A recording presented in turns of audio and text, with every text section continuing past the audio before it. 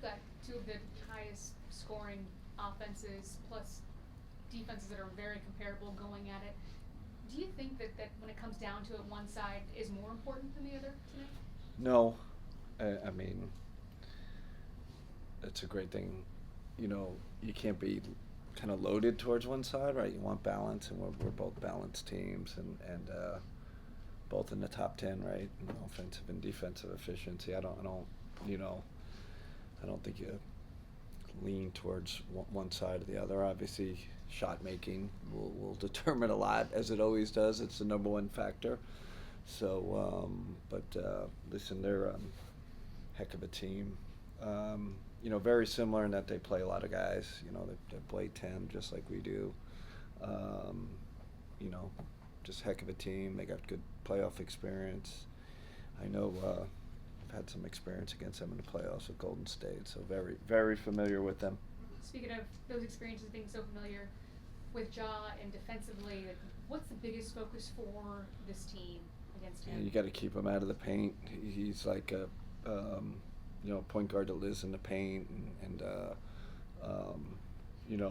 can get there whenever he wants. Transition is their number one thing. He is so fast, so athletic, so smart when he gets downhill. So can we try to limit him, build our wall, protect our paint. I did see we're number one in the last 10 games of preventing teams from getting to the rim.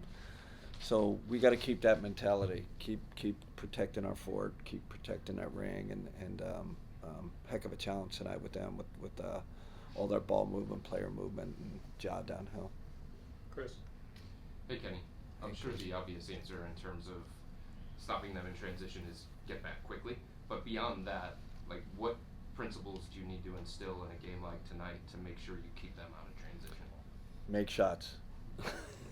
That helps when the ball goes in. That helps slow them down. I mean, I'm joking a little bit. We have our principles, but these teams like Memphis, it's you just got to double down on you can't give them a bunch of easy ones. So our guys are pretty good when they focus in on something. They're pretty good at taking it away, but we got to do it consistently. We got to do it all night because they don't let up. They're relentless in transition. And Javonte was talking earlier today just about the quick relationship that he was building with you last year when he was with Santa Cruz. What was it about him that made you push for that signing? Yeah, he's a possession getter. So he's a rebounder. He's a steals guy. He rebounds. All for wings, probably 90th and above percentile. My familiarity with him too is also Chicago. Just that great year he had in Chicago. Cutter, athlete, and it's stockpiling. These another wing that can defend.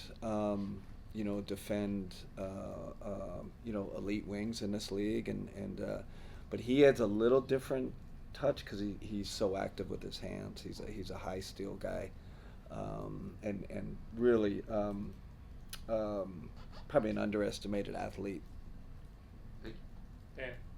When Javonte talked earlier, he did mention the relationship that you and him have, and how he noticed when he was in Golden State's program how about you caring so much. Yeah. How much for you when you're bringing someone in mid-season like that is a buyout guy? Does it matter that you have a previous relationship and sort of know what they're about? Really important.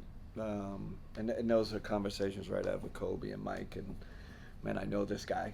I was with him. I saw how he works. I saw the personality. They know the basketball player, but to give a little more context, a little more background on who the guy is, and like I said, I really respected how he approached his time in Golden State, and then as the player I saw in Santa Cruz a little bit, and after Santa Cruz he went to Chicago and finished the season strong, but I think it was the year before, before he hurt his knee, he was really good with the Bulls. So that's a great thing about having experience in this league. You cross paths with a lot of guys, and I always had him in the back of my mind. Man, if he ever comes available, he's a guy you know, they could help us and give us great insurance. And then we've talked about minutes count for a lot of guys throughout this year and how low it's been for the starters. Is there a point in the season where you want to start to build that up as For you sure. enter the playoffs, and when would that point be? Yeah, I'm not going to get into the particulars. I think there there is a plan in place, and especially for our top guys, right? Because, you know, probably our top 4 guys that we have to start preparing them for that, and we will. You know, definitely don't want to give out the detailed plan of that, but there is a plan in place. Joe? When we talk about what the ultimate goal of a team as good as your team is, which is winning in June, it almost never happens for teams with 2 small guards, historically speaking. Joe, what's your definition of small? 6'1", 6'3". Okay. Do you consider wingspan? Is that part of your? I'm not that smart. But my first question is, Because I don't consider Don a small guard. Okay. I don't. That he's not in that category. He's got a 7-foot wingspan. He's built like a, heck, in today's NBA you could play 4 for some team. Really, so now if you're talking, I'm trying to think, you know, Steph and Jordan Poole. I'm just trying to think of like 2 really, you know, kind of diminutive guard. That's so just from that premise, I don't look at it. I mean, maybe I could be right or wrong, but I don't look at it that way.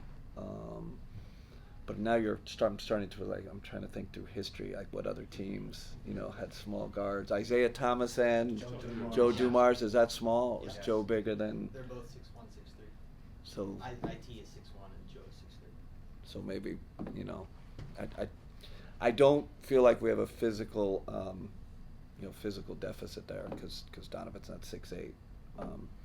Now there are teams that, you know, Phil Jackson always liked having big guards, right? Like that was his philosophy. But we got the 2 bigs behind, so we have a length around, you know, and I think when you do lineups,